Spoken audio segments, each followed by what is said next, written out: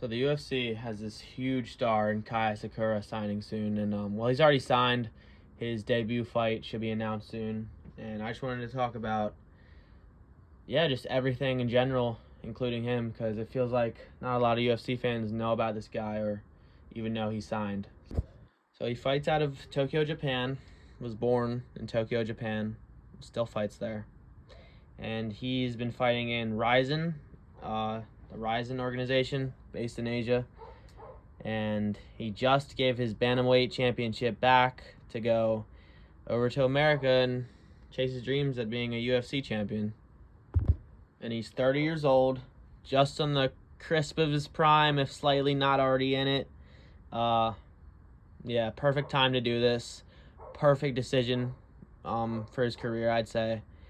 Yeah, he kind of achieved everything there was to achieve in Asia. So, I mean, it's a sad reality. I don't really like saying as an American that it's the capital of the world or the center of the world, because it's really not. But, I mean, hey, you got to come over here as an athlete to reach the highest level. And the thing is, this kid does not need to do this. He is already a megastar out of Asia. He is beloved by these people. He has a YouTube channel where he will literally just vlog like an influencer, and it will get over 500,000 views easy on a video. Any video he uploads, easy. To the people of Japan, he's already a UFC champion. He's the greatest level of champion that they have over there. So he's kind of just, he's doing DLC at this point. Like, he really don't need to do this. And yeah, you got to respect the kid for it. I sound like fucking Dana calling him a kid. His kid is way older than me. I don't know what I'm saying. But now he gets to come over and test his chances at the UFC belt. I mean, I'm gonna be real. I don't see this guy fighting more than 2 times before he sees a belt opportunity. Like, I could really see him coming in, fighting someone huge in the division, in the top 10, and then getting an instant title shot if he's able to win that. Now, I'm a bit nervous after the failed MVP test. No, I'm just kidding. I wouldn't call that a fail, but come on, MVP. How you going to lose to Ian Gary, bro? You were outstriking him. All you had to do was let your hands go, and you would have knocked this little pea head out.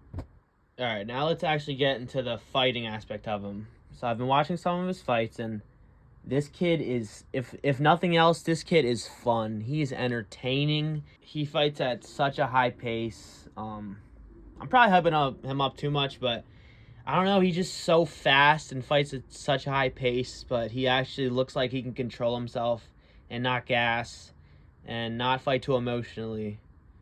And his chin looks really good.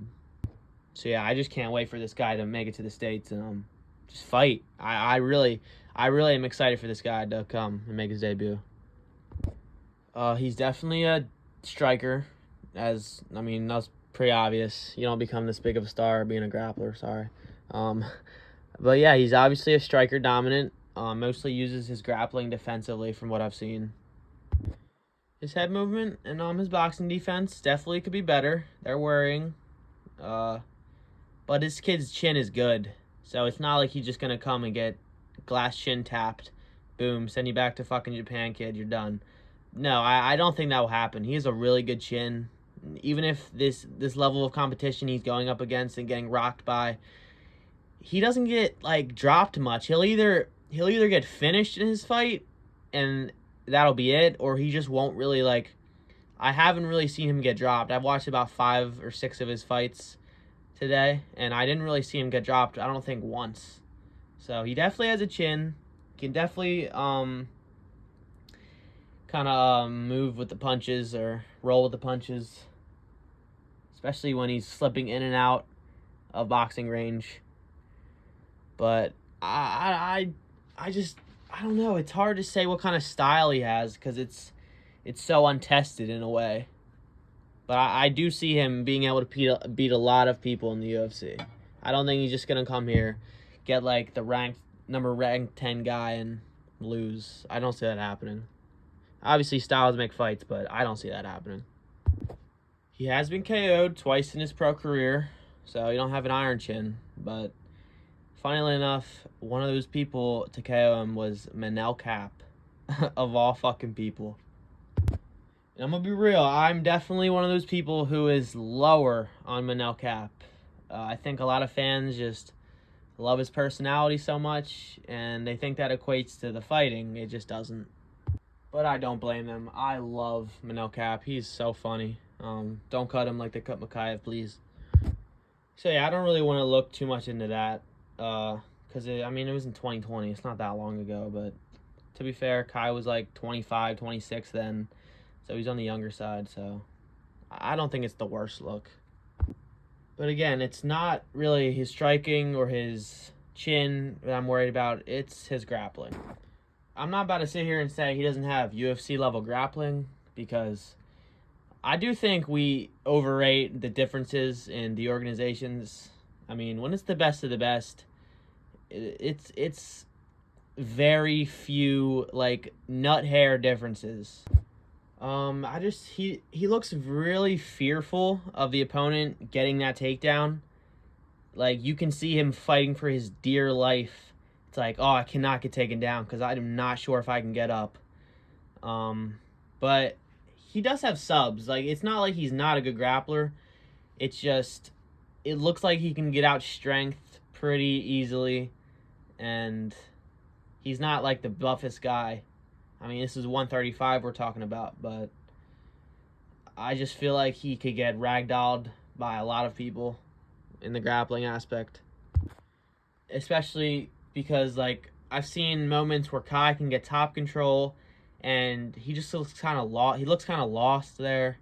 It seems like he's like, all right, I got this position. Let's keep it. I just want to keep this position, and that's all that matters. So he'll kind of just hold your limbs and keep you down forcefully, and the fight will literally, nothing will be happening at all. There will be no movement. So let's hope none of that happens in the UFC, because you ain't going to be a star then. But again, he doesn't use his grappling in that way to like, oh, I'm going to keep him on the ground for this whole round so I can win the round. I don't think that's his mindset in those moments. I genuinely just don't think he's as comfortable as a grappler as he is a striker. Well, that's obvious. It's his strong point. But yeah, I could see his grappling getting exposed. Let's pray for him, because that's the worst. When you got a really fun, explosive striker like MVP, but their grappling is just a step behind, and they're not able to really strike. I mean, that doesn't happen with MVP, to be fair. He styled on Kevin Holland, and then styled on Ian Gary, till Ian Gary finally was like, oh, shit, I have to shoot. He almost fucking subbed him. God, I need to stop talking about that fight. It makes me too angry. But listen, okay, it's not like he's a fresh contender. Okay, he's smart. He's a star, and I'm sure he's going to use that star power to leverage the UFC and get favorable matchups. And there's nothing wrong with that at all, by the way. I'm not knocking him for that. That's what he should do. We want to see fun fights, and we want to see this guy succeed. And the UFC is obviously going to comply with that. They would love for nothing more than this guy to be fighting for a belt in 2025. Especially just for not only the star power and the eyeballs he's going to bring, but also the new audience. Like, he's going to bring more. Obviously, I know a lot of Asia watches the UFC already, but he's going to bring more of them. He is. He's going to bring the more casual fans who are just going to go to a UFC event in their hometown because it's what everyone else is doing. That's the difference in a guy like this. He's going to bring the casuals. He's the Conor McGregor of Japan. I don't know what I'm fucking saying anymore. But yeah, he's a star. The UFC will welcome him, and they will protect him. Count on that. Yeah, again, man, he's just so fun. Like, I can't wait to see him strike. Him and Sandhagen will go crazy, even though Sandhagen low-key got exposed. But it's okay. He's still cool. The only way I see him having a boring fight is someone like fucking Henry Cejudo.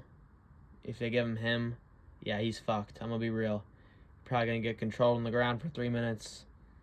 And he's not gonna get finished because Henry's ground pressure is embarrassing. He couldn't hurt a fly on top control. His most dangerous weapons definitely are his knees. His knees up the middle to the liver. Oh my God, they look so nasty. I legit think, yeah, his last 2 fights are both knee to the liver TKOs. Like, that is insane. That's how you know they're dangerous. But yeah, I think this guy's gonna do good in the UFC, and I can't wait to see him. That's it, though. I just wanted to talk about this since apparently his debut fight's gonna get announced soon, and no one else is really talking about it. So yeah, that's it. See you guys in the next one.